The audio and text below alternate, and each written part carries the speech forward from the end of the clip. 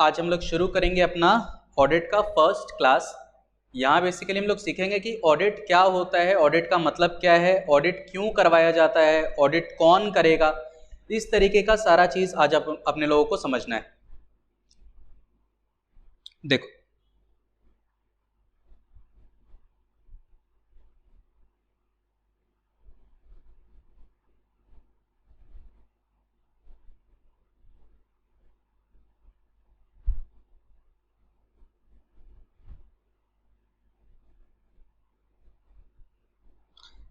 अगर सबसे पहले बात करें कि कंपनी के अंदर कितने प्रकार के लोग पाए जाते हैं जो कंपनी के कामकाज को संभालते हैं।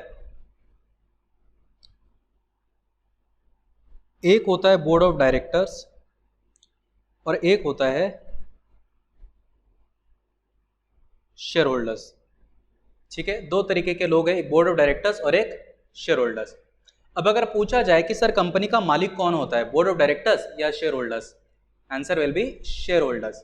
वो लोग जो कंपनी में पैसा लगाते हैं, जिनके पैसे से कंपनी अपना काम करती है, बिजनेस करती है, उन लोगों को कहा जाता है share holders of the company. So we can say that share holders are the owners of the company. अब अगर बात किया जाए कि डे टू डे बेसिस पे कंपनी को मैनेज कौन करता है, तो उसका आंसर होगा बोर्ड ऑफ डायरेक्टर्स। मतलब कि सर मान लीजिए कुछ लोग थे,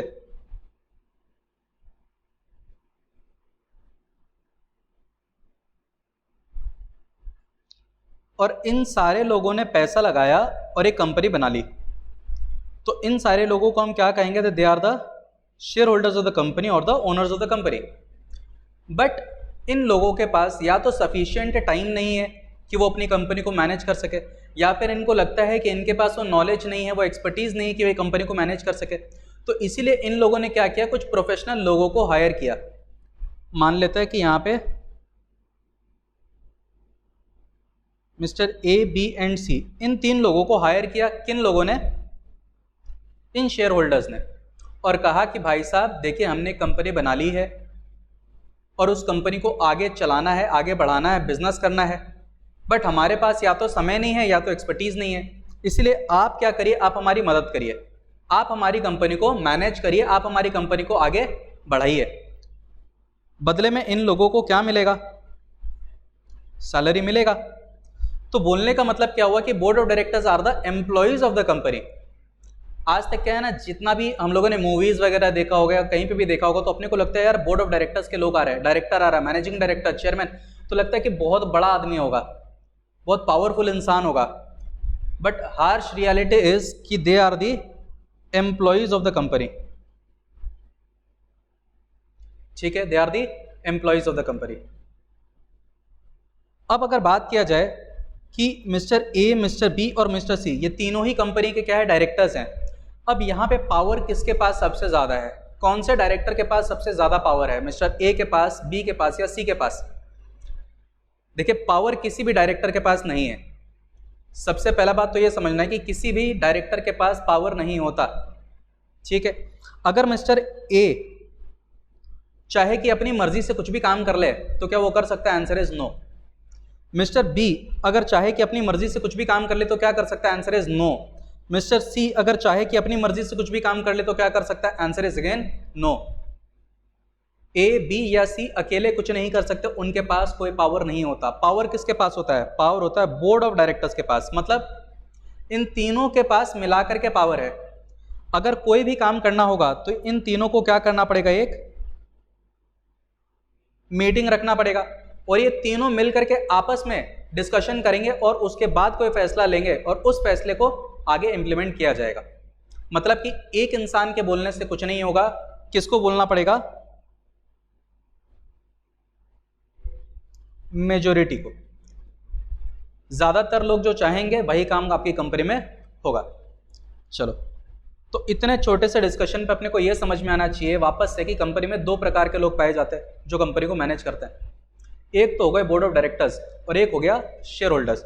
तो share holders are the owners of the company. भाई उन्होंने इस कंपनी को जन्म दिया, उन्होंने इस कंपनी में पैसा लगाया, उनके पैसे से कंपनी चलाया जा रहा है। But due to some reasons हो सकता है कि उनके पास एक्सपर्टीज नहीं है, हो सकता है उनके पास समय नहीं है, तो उन्होंने कुछ लोगों को अपॉइंट कर लिया। सर आप इतना श्योरिटी के साथ कैसे बोल सकते हैं कि उनके पास समय नहीं है, कि उनके पास एक्सपर्टीज नहीं? हो सकता है कि उनके पास समय है, हो सकता है कि उनके पास एक्सपर्टीज भी है। बोला अगर उनके पास समय है, उनके पास एक्सपर्टीज है, तो वो खुद भी क्या बन सकते हैं? कंपनी के डायरेक्टर्स बन सकते हैं। बात समझ में आ रहा है? अगर मेरे पास समय है, मेरे पास एक्सपर्टीज है, मुझे लगता है कि मैं मैनेज कर सकता हूं, तो फिर मैं बेकार में किसी और इंसान को अपॉइंट क्यों करूंगा? मैं खुद भी अपनी कंपनी को मैनेज कर सकता हूं। ठीक है, बट अभी के लिए याद ये रखना है कि वो लोग जो कंपनी को डे टू डे बेसिस पे मैनेज करते हैं उनको क्या कहा जाता है? डायरेक्टर्स। और सबको मिलाकर के साथ में क्या कहा जाएगा? Board of directors. चलो अब अगर बात किया जाए तो बोर्ड ऑफ डायरेक्टर्स कंपनी का day to day affairs manage करते हैं।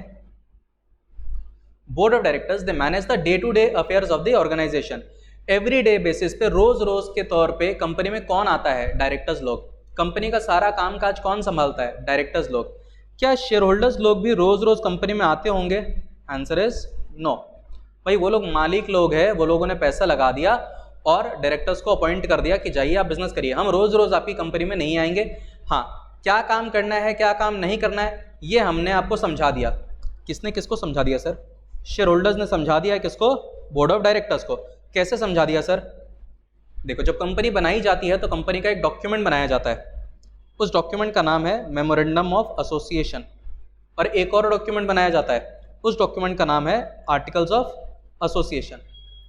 ठीक है, तो इस मेमोरेंडम ऑफ एसोसिएशन में ये साफ तौर पे लिख दिया जाता है कि कंपनी कौन सा काम कर सकती है। जैसे मान लो कि इन शेयर होल्डर्स लोगों ने मिलकर एक कंपनी बनाया और उस कंपनी का नाम क्या था? टाटा स्टील। अब मेरा पहला सवाल, क्या आपको लगता है कि ये कंपनी आइसक्रीम बनाने का बिजनेस कर सकती है? देखिए, हो भी सकता है और नहीं भी हो सकता है, इसके नाम पे नहीं जाएंगे। जस्ट बिकॉज इसका नाम टाटा स्टील है तो इसका मतलब ये नहीं कि वो आइसक्रीम नहीं बना सकती है। समझ में आया? इन शेयर होल्डर्स लोगों का जो भी काम करने का मन था, इन्होंने कहां लिख दिया? आपने मेमोरेंडम में लिख दिया। हो सकता है कि स्टील का बिजनेस हमारा मेन एक्टिविटी था, इसलिए हमने कंपनी का नाम क्या रखा? टाटा स्टील। बट हमें आइसक्रीम बनाना भी आता है और हम आइसक्रीम का बिजनेस भी कर सकते हैं, तो हमने मेमोरेंडम में लिख दिया कि भाई हम स्टील का भी बिजनेस करेंगे, हम आइसक्रीम का बिजनेस भी करेंगे, हम रेडीमेड गारमेंट्स का बिजनेस भी करेंगे, हम तो टेलीविजन भी बनाएंगे, हम गाड़ी भी बनाएंगे, हम ये सारा काम करेंगे। वो सारा चीज हमने कहाँ लिख दिया? मेमोरेंडम में लिख दिया। और ऐसा कोई काम जो मेमोरेंडम में नहीं लिखा हुआ है, इसका मतलब कि शेयर होल्डर्स वो काम करना नहीं चाहते। ठीक है, तो कल को अगर किसी बोर्ड ऑफ डायरेक्टर्स में किसी इंसान के मन में यह सवाल उठे कि यार हमें ना क्लोथ बना करके बेचना है, कपड़ा बना के बेचना है, तो क्या बनाना चाहिए या नहीं बनाना चाहिए? क्या वो जाएगा शेयर होल्डर से पूछने के लिए? Answer is no. वो शेयर होल्डर से क्यों पूछेगा? शेयर होल्डर ने तो सारा का सारा बात कहाँ लिख दिया? मेमोरेंडम में लिख दिया। और ये मेमोरेंडम किसके हवाले कर दिया? बोर्ड ऑफ डायरेक्टर्स के, कि भैया रोज रोज ना मेरे को परेशान मत करना, देखो इरिटेट करने का काम मत करना। ठीक है, अगर छोटी छोटी चीज़ों के लिए तुम मुझसे पूछते रहोगे तो मैंने तुम्हें अपॉइंट क्यों किया? यार मैंने बताया ना मेरे पास समय नहीं है, तो मुझे छोटी छोटी चीज़ों के लिए परेशान मत करना।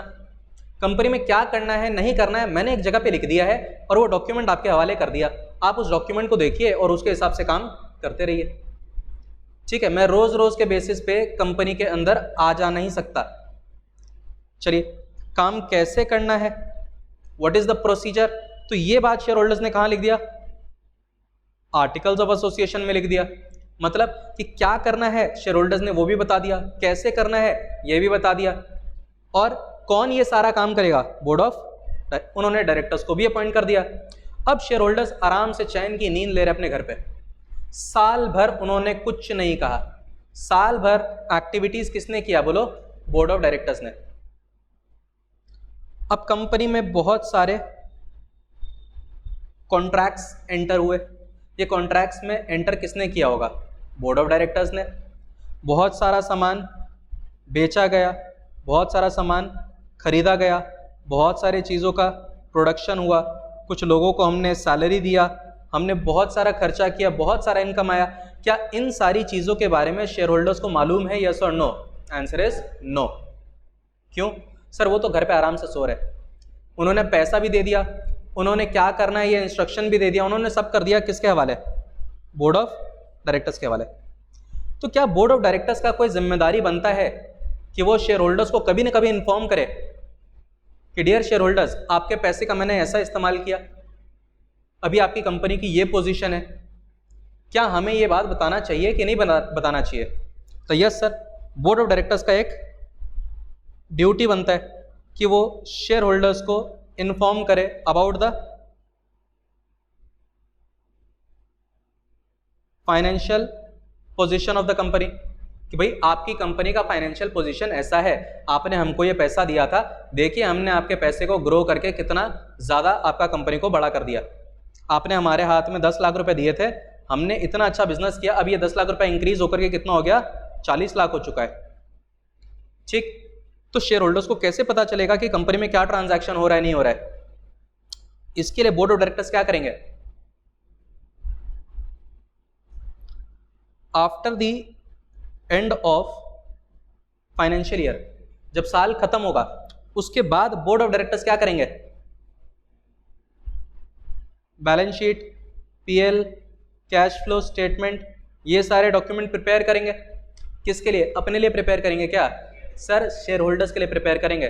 डायरेक्टर्स को तो अच्छे से पता है कि उन्होंने साल भर में क्या काम किया, किसको नहीं मालूम है? शेयर होल्डर्स को नहीं पता। अच्छा सर, शेयर होल्डर्स को क्यों दिखाएंगे? अरे भाई, वही हमारे माई बाप है, वही ने कंपनी के मालिक है, उन्होंने पैसा दिया है, तो हम ये सारे डॉक्यूमेंट्स प्रिपेयर करेंगे और ये सारे डॉक्यूमेंट्स हम किसको शो कर देंगे? अपने शेयर होल्डर्स को। अच्छा सर, शेयर होल्डर्स को कैसे दिखाएंगे? बोला वेरी सिंपल यार, जब हमारा ये फाइनेंशियल स्टेटमेंट्स बन जाएगा तो हम शेयर होल्डर्स के लिए भी क्या ऑर्गेनाइज करेंगे? एक मीटिंग ऑर्गेनाइज करेंगे। इस मीटिंग को क्या बोला जाएगा? Annual general meeting. यहाँ पे सारे शेयर होल्डर्स का एक ग्रैंड वेलकम किया जाएगा, हर किसी को इज्जत के साथ बैठाया जाएगा, खाना वाना खिलाएंगे, आराम से उनको सारा अकाउंट्स दिखाया जाएगा। करेक्ट। अब यहाँ पे एक शेयर होल्डर के मन में सवाल आया, उस शेयर होल्डर ने बोला कि भाई साहब, आपने अकाउंट्स तो बना लिया और मुझे अकाउंट्स भी दिखा दिया, मगर आप ये बताइए कि ये आपका पीएल है और यहाँ लिखा हुआ है परचेज 3 लाख रुपए का, सेल्स 3,20,000 रुपए का, 20,000 रुपए का प्रॉफिट। मैं ये कैसे मान लूं कि आपने 3 लाख का परचेज किया और 3,20,000 का सेल्स किया? हो सकता है कि आप झूठ बोल रहे हो। भाई, बोर्ड ऑफ डायरेक्टर्स ने उनको एक अकाउंट्स बना करके दे दिया, एक पन्ने पे बता दिया कि हमारा इतना खरीदना, इतना बेचना, इतना हमारा एसेट्स, इतना हमारा लायबिलिटीज। इस शेयर होल्डर को ये कैसे भरोसा हो कि बोर्ड ऑफ डायरेक्टर्स ने जो बनाया है वो सही है? हो सकता है कि बोर्ड ऑफ डायरेक्टर्स ने गलत गलत डॉक्यूमेंट्स बना के दिए, हो सकता है कि परचेज 3 लाख की जगह सिर्फ 2 लाख का था, हो सकता है कि सेल्स 3,20,000 की जगह 10 लाख का था, हो सकता है कि प्रॉफिट 20,000 की जगह 8 लाख का था। क्या ऐसा हो सकता है कि नहीं हो सकता है? हो सकता है। ठीक, और इस शेयर होल्डर को भरोसा नहीं हो रहा है, तो इस शेयर होल्डर ने बोला कि बेटा देखो, तुम्हारे बनाए हुए अकाउंट्स के ऊपर मुझे भरोसा नहीं है, एक काम करो, अपने अकाउंट्स को तुम किसी अकाउंट्स के एक्सपर्ट से चेक करवाओ। अपने बनाए हुए अकाउंट्स को तुम किसी अकाउंट्स के एक्सपर्ट से चेक करवाओ। तो कौन होता है सर इंडिया में अकाउंट्स का एक्सपर्ट? Chartered accountant. तो बोर्ड ऑफ डायरेक्टर्स ने बोला सर कोई तकलीफ नहीं है, यहां पे देखो 3 डायरेक्टर थे, ए, बी और सी, तो उन्होंने बोला कि सर विक्रम अग्रवाल है ना, वो मेरे बड़े भाई है। मिस्टर ए ने बोला विक्रम अग्रवाल मेरे बड़े भाई है and he is a chartered accountant. कोई दिक्कत नहीं सर, हम लोगों ने जो अकाउंट्स बनाया हम विक्रम जी से चेक करवा देंगे, तब तो आपको तसल्ली हो जाएगा। तो शेयर होल्डर्स ने बोला कि सर तभी भी तसल्ली नहीं होगा। क्यों? क्योंकि विक्रम अग्रवाल तो यार तुम्हारा भाई है, अगर तुमने कुछ गड़बड़ करके रखा होगा, तुमने कोई घोटाला किया होगा, तो विक्रम अग्रवाल कभी भी हमें इन्फॉर्म नहीं करेगा। हमें तो विक्रम अग्रवाल के ऊपर भी भरोसा नहीं हो सकता क्योंकि वो तो तुमसे जुड़ा हुआ है। तो मतलब कि आपको अकाउंट्स का कैसा एक्सपर्ट चाहिए? ये एक्सपर्ट कैसा इंसान होना चाहिए? ये एक इंडिपेंडेंट पर्सन होना चाहिए, मतलब जो कंपनी के डायरेक्टर लोगों से जुड़ा हुआ नहीं है, जिसका कंपनी से कोई लेना देना नहीं है। अब ऐसा इंडिपेंडेंट पर्सन कौन ढूंढ के लाएगा और कहां से ढूंढ के लाएगा? क्या शेयर होल्डर्स लोग जाएंगे बाजार में इस इंडिपेंडेंट पर्सन को ढूंढने के लिए? आंसर इज नो, वही वो मालिक आदमी है। ठीक, तो इस इंडिपेंडेंट पर्सन को ढूंढने का जिम्मेदारी भी किसका है? बोर्ड ऑफ डायरेक्टर्स का। वो मार्केट में जाएंगे और किसी भी एक अनजान चार्टर्ड अकाउंटेंट के ऑफिस में जाएंगे और उनसे कहेंगे कि भाई साहब देखिए, हमारी एक कंपनी है, हम उसको मैनेज करते हैं और शेयर होल्डर्स को अकाउंट्स दिखाना है। तो शेयर होल्डर्स चाहते हैं कि अपने अकाउंट्स का क्या हो, चेकिंग हो, और एक क्वालिफाइड एक एक्सपर्ट आदमी उसका चेकिंग करे। तो क्या आप हमारे अकाउंट्स का चेकिंग कर दोगे? उस इंसान ने बोला कि ठीक है, मैं कर दूंगा। करेक्ट। इंडिया में there are thousands of chartered accountants, हजारों चार्टर्ड अकाउंटेंट्स है। अब शेयर होल्डर्स तो ये भी कह सकते हैं कि यार ये क्या बेकार से चार्टर्ड को लेके आए हो, अभी 2 महीने पहले तो ये पास हुआ है, इसको क्या काम आता है, किसी एक्सपीरियंस वाले बंदे को लेके आओ। क्या ऐसा शेयर होल्डर्स आपको बोल सकते हैं या नहीं बोल सकते हैं? बोल सकते हैं। मतलब कि बोर्ड ऑफ डायरेक्टर्स ने जिस इंडिपेंडेंट चार्टर्ड अकाउंटेंट को ढूंढ निकाला, क्या उसको अपॉइंट करना जरूरी है? Answer is no. इस इंडिपेंडेंट पर्सन को किसके सामने पेश किया जाएगा? शेयर होल्डर्स के सामने पेश किया जाएगा। अगर शेयर होल्डर्स को यकीन आ गया, तसल्ली हो गया कि हाँ भाई ये इंसान हमारे अकाउंट्स को चेक करने के काबिल है, तो शेयर होल्डर्स इस इंसान को क्या करेंगे? अपॉइंट कर लेंगे। करेक्ट। यानी कि सर ये जो चार्टर्ड अकाउंटेंट है, इसको भी कौन अपॉइंट करता है? शेयर होल्डर्स अपॉइंट करते हैं, बट शेयर होल्डर्स इनको ढूंढ के नहीं लाएंगे। बोर्ड ऑफ डायरेक्टर्स ही इस इंसान का नाम क्या करेंगे? रिकमेंड करेंगे। बोर्ड ऑफ डायरेक्टर्स रिकमेंड करेंगे, फिर शेयर होल्डर्स उनके रिकमेंडेशन के अकॉर्डिंग उनको अपॉइंट करेंगे। अब वापस से आते हैं पूरे कहानी की तरफ। एक तरफ अपने पास कौन है? बोर्ड ऑफ डायरेक्टर्स, और एक तरफ कौन है? Share holders. तो सर शेयर होल्डर्स ने बनाई है कंपनी, और कंपनी को मैनेज करने के लिए अपॉइंट किसको कर दिया? बोर्ड ऑफ डायरेक्टर्स को। इस बोर्ड ऑफ डायरेक्टर्स ने साल खत्म होने के बाद, चलो this is our end of financial year, साल खत्म होने के बाद बोर्ड ऑफ डायरेक्टर्स ने प्रिपेयर करवाया होगा balance sheet, PL, cash flow statement, और ये प्रिपेयर होने के बाद क्या डायरेक्टली शेयर होल्डर्स को दिखा दिया होगा? Answer is no. प्रिपेयर होने के बाद बोर्ड ऑफ डायरेक्टर्स ने ऑडिटर भाई साहब को इन्फॉर्म किया कि भाई साहब हमारा अकाउंट्स प्रिपेयर हो चुका है, अगर आपको चेक करने का इच्छा हो तो आप कंपनी में आकर के उन सारे अकाउंट्स का चेकिंग कर सकते हो। अब ये ऑडिटर भाई साहब आपकी कंपनी में विजिट करेगा और आपके बनाए हुए अकाउंट्स को क्या करेगा? वो चेक करेगा। ये ऑडिटर भाई साहब आपके अकाउंट्स को जो चेक करेगा, इस प्रक्रिया को बोला जाएगा ऑडिट। ये ऑडिटर भाई साहब जो आपके अकाउंट्स को चेक करेगा, इसको बोला जाएगा ऑडिट। ऑडिट का प्रक्रिया खत्म होने के बाद अब क्या होगा? अब board of directors share holders को इन्फॉर्म करेंगे कि डियर शेयर होल्डर्स, हमारा अकाउंट्स प्रिपेयर हो चुका है, उसको ऑडिटर भाई साहब ने चेक भी कर दिया है। अब हम आपका एक मीटिंग ऑर्गेनाइज करते हैं, आप लोग आइए और मीटिंग में हम आपको वो अकाउंट्स शो करेंगे। इस मीटिंग में, एनुअल जनरल मीटिंग में कौन कौन प्रेजेंट होगा? शेयर होल्डर्स भी रहेंगे, डायरेक्टर्स भी रहेंगे और ये ऑडिटर भी रहेगा कि अगर शेयर होल्डर्स को कहीं पे कोई तकलीफ आए तो वो इन ऑडिटर से पूछ सकते हैं।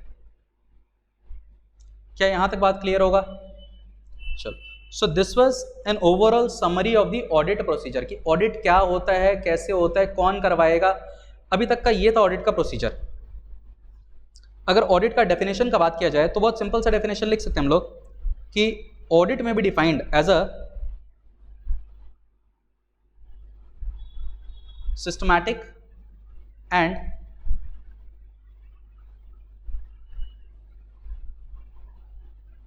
independent examination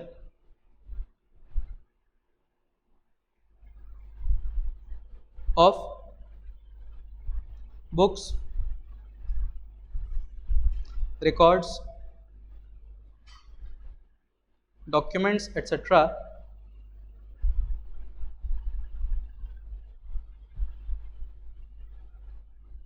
of an enterprise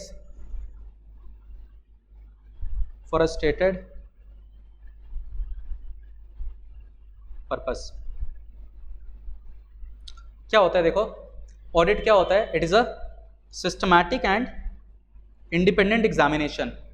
independent examination होता है, सिस्टमैटिक एग्जामिनेशन होता है, समझ में आना चाहिए कि एक बिना जान पहचान वाला इंसान इसका चेकिंग करेगा of books, records, documents etcetera.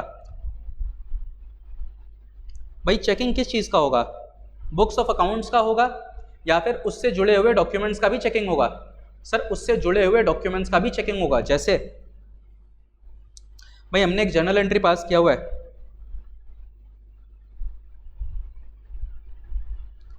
Machinery account debit to bank account 5 lakh rupees.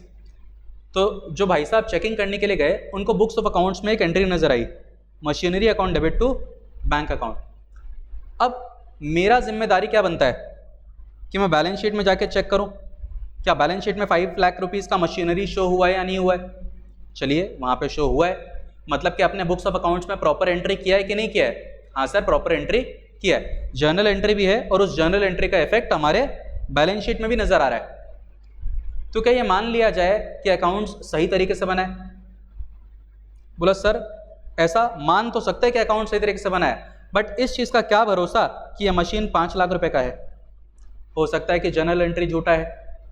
तो ऑडिटर आपसे क्या मांगेगा? एविडेंस। एविडेंस के तौर पे आप क्या दिखाओगे?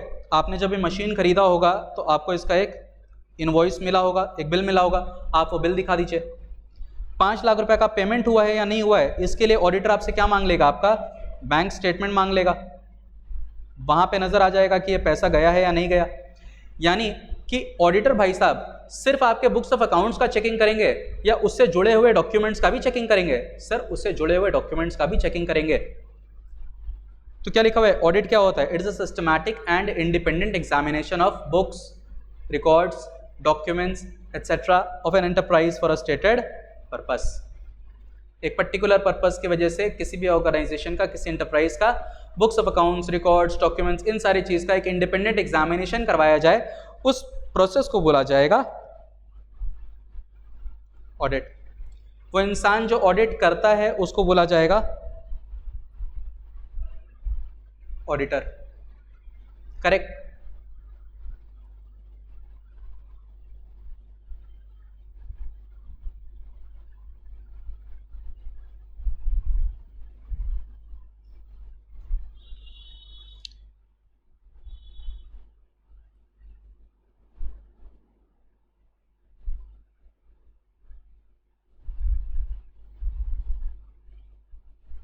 अब अगर बात किया जाए ऑब्जेक्टिव्स ऑफ ऑडिट कि भाई ऑब्जेक्टिव क्या होता है ऑडिट का, जब कोई इंसान ऑडिट करवाता है तो उसके पीछे का उद्देश्य क्या होता है? What is the purpose? देखो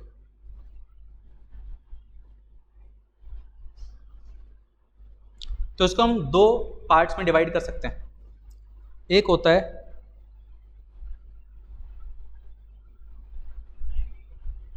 प्राइमरी ऑब्जेक्टिव और एक होता है सेकेंडरी और इंसिडेंटल ऑब्जेक्टिव। चलिए पहले हम बात करते हैं सेकेंडरी या इंसिडेंटल ऑब्जेक्टिव का। ये 2 तरीके का होता है।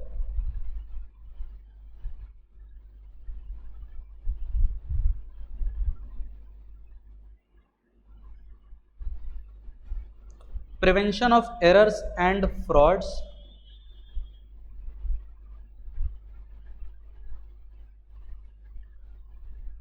Detection of errors and frauds, या आप ऐसे भी लिख सकते हो prevention and detection of errors, prevention and detection of frauds. आप ये भी लिख सकते हो। एरर का मतलब क्या हुआ और फ्रॉड का मतलब क्या हुआ? What is an error and what is a fraud?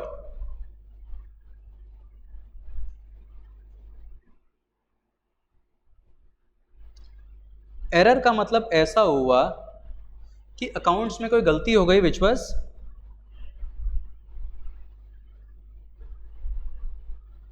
Unintentional, आपने जानबूझ के नहीं किया।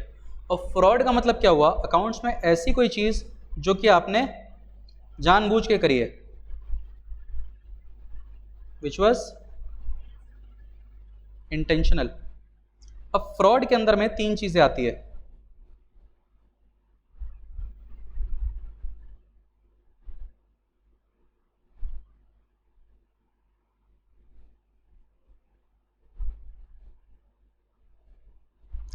Misappropriation of cash,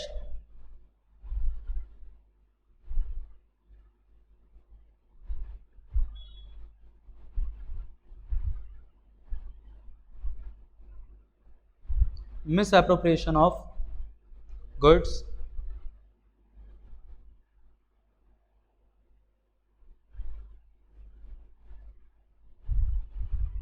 manipulation of accounts, कि या तो आपने पैसों का हेरा फेरी किया या सामान का हेरा फेरी किया या फिर आपने जानबूझ के अकाउंट्स के साथ छेड़छाड़ किया।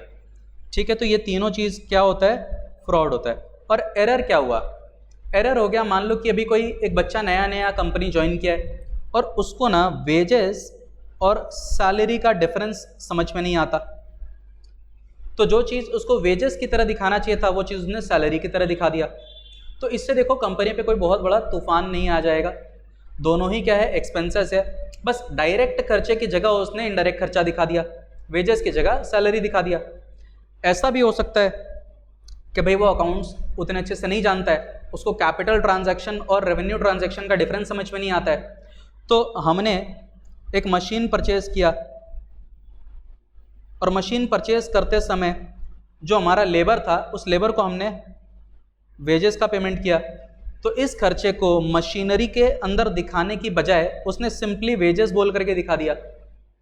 भाई हमने मशीन इंस्टॉल करवाते समय जो वेजेस का पेमेंट किया, this is a capital nature of expenditure, but हमने इस कैपिटल एक्सपेंडिचर को कैसे दिखा दिया? एक नॉर्मल वेजेस की तरह दिखा दिया। ठीक, एक रेवेन्यू एक्सपेंसेस की तरह ट्रीट कर लिया। तो ये सारा क्या है? ये सारा हमने जानबूझ के कुछ पैसे बचाने या पैसे कमाने के इंटेंशन से नहीं किया भैया, ये एक जेन्युइन मिस्टेक है जो हर किसी से हो सकता है। तो this can be an error of principle, कि आपको प्रिंसिपल्स नहीं पता है अकाउंटिंग के, तो कैसे किया जाए। चलो, तो एक ऑडिटर भाई साहब जब ऑडिट करने के लिए जाएगा तो वो क्या करेगा? वो ढूंढ के निकालेगा कि आपके अकाउंट्स में कोई गलती है या नहीं है, कोई फ्रॉड है या नहीं है। करेक्ट। ऑडिटर भाई साहब जब आपके अकाउंट्स को चेक करेगा तो उसका एक मकसद ये रहेगा कि मैं देखूं कि भाई इसके अकाउंट्स में कोई मिस्टेक तो नहीं है, इसने कोई फ्रॉड तो नहीं किया। So he will try to detect, ढूंढ के निकालेगा कि आपके यहाँ कोई गलती है या नहीं है, कोई फ्रॉड है या नहीं है, और कोशिश करेगा कि आगे से ऐसी गलतियां, ऐसी फ्रॉड्स ना हो। करेक्ट। अब यहां पे बोला गया कि ये उसका कैसा ऑब्जेक्टिव होता है? सेकेंडरी ऑब्जेक्टिव होता है, ये उसका मेन ऑब्जेक्टिव नहीं है। आपके अकाउंट्स में गलतियां ढूंढ के निकालना उसका मेन ऑब्जेक्टिव नहीं है, तो फिर उसका मेन ऑब्जेक्टिव क्या है? ध्यान से देखना, इसका मेन ऑब्जेक्टिव क्या है?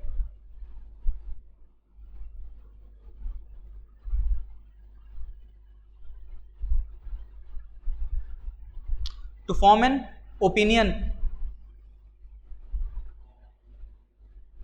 whether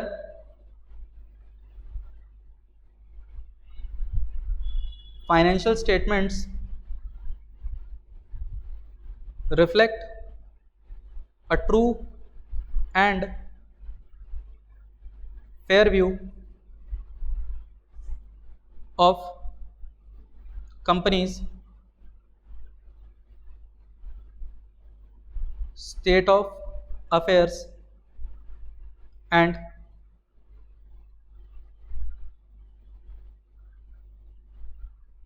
working results. अभी देखो, जैसे हम वर्किंग रिजल्ट्स का बात बोलेंगे इसका मतलब कि पीएल का बात हो रहा है, बिकॉज वर्किंग कहाँ पे शो होता है? पीएल में। कितना सेल्स, कितना परचेज, कितना प्रोडक्शन, कितना सैलरी, ये पीएल में शो होता है। और स्टेट ऑफ अफेयर्स जैसे बोला जाएगा तो यानी कि उसका फाइनेंशियल पोजीशन वो कहाँ से नजर आता है अपने को? Balance sheets. तो इस ऑडिटर भाई साहब को जिम्मेदारी क्या दिया गया था? इस शेयर होल्डर को यह पता करना है कि हमारे बोर्ड ऑफ डायरेक्टर्स ने जो बैलेंस शीट, जो पीएल बनाया है वो सही है या गलत है। आप हमें बस इतना बता दीजिए। ठीक है, शेयर होल्डर्स ने ऑडिटर को ये नहीं बोला कि जाके देखिए मिस्टेक है या नहीं है, फ्रॉड है या नहीं है, हम आपसे ये नहीं बोल रहे भाई, आप जाइए चेक करिए और हमें बताइए कि हमारे नज़र में बोर्ड ऑफ डायरेक्टर्स ने जो अकाउंट्स बनाया है वो सही है, या हमारी नज़र में बोर्ड ऑफ डायरेक्टर्स ने जो अकाउंट्स बनाया है वो गलत है। आप मुझे सही और गलत का क्या दीजिए, ओपिनियन दीजिए, बस, और कुछ नहीं। अब सवाल ये उठता है कि ये ऑडिटर ओपिनियन देने से पहले क्या कुछ करेगा या अपनी मर्जी से जो मन में आएगा वैसा ओपिनियन दे देगा? बोला नहीं सर, ओपिनियन देने से पहले वो कंपनी का चेकिंग करेगा, देखेगा कि वहां पे एरर्स और फ्रॉड्स है या नहीं है। अगर एरर्स और फ्रॉड्स नहीं है तो वो कह देगा कि आपका अकाउंट्स सही है, अगर एरर्स और फ्रॉड्स मिलता है तो कह देगा कि अकाउंट्स में गड़बड़ी है। मतलब अब टेंशन मत लेना, ऑडिटर भाई साहब का मेन ड्यूटी क्या था? एरर्स और फ्रॉड्स ढूंढ के निकालना या ओपिनियन देना? सर मेरा मेन जिम्मेदारी था ओपिनियन देना, बट बात यहां आके अटकता है कि जब तक मैं चेकिंग नहीं करूंगा तब तक मैं ओपिनियन दे नहीं सकता, करेक्ट? तो ओपिनियन देने के लिए क्या जरूरी है? चेकिंग करना। इसीलिए सेकेंडरी ऑब्जेक्टिव को बोला गया इंसिडेंटल ऑब्जेक्टिव, कि जब तक ये नहीं होगा तब तक पहला ऑब्जेक्टिव नहीं हो पाएगा, करेक्ट? तो ऑडिटर का मेन जिम्मेदारी क्या था? क्या शेयर होल्डर्स ने बोला कि जाइए और देखिए फ्रॉड्स है कि नहीं? नहीं सर, शेयर होल्डर्स को तो सिर्फ ये पता करना है कि अकाउंट्स में गड़बड़ है या नहीं, करेक्ट? शेयर होल्डर्स ने आपको बोल दिया कि भाई साहब आपको अपॉइंट किया जा रहा है, जब इनका अकाउंट्स बन जाएगा तो चेकिंग करिएगा और चेकिंग करके मुझे बताइएगा कि कंपनी का जो बैलेंस शीट है, पीएल है, वो ट्रू एंड फेयर है या नहीं है। तो ऑडिटर बिना चेकिंग के भी अपना ओपिनियन दे सकता है। ऑडिटर का क्या है भाई, ऑडिटर तो लिख के दे देगा कि हाँ भाई साहब हमने चेकिंग कर लिया है और हमारा हिसाब से ट्रू एंड फेयर है। कल को अगर पता चला कि ट्रू एंड फेयर नहीं है तो शेयर होल्डर्स फिर क्या करेंगे? ऑडिटर के खिलाफ एक्शन लेंगे कि भाई आपने तो चेकिंग करके मुझे बताया, आपके रिपोर्ट में आपने लिख के दिया कि सही है, देखो कितना मिस्टेक निकल के आ रहा है। और कोई भी ऑडिटर ये नहीं चाहता कि फ्यूचर में उसके ऊपर कोई लाइबिलिटी आए, तो इसीलिए वो क्या करता है, प्रॉपर्ली सारा चीज का चेकिंग करता है और उसके बाद ही अपना ओपिनियन देता है।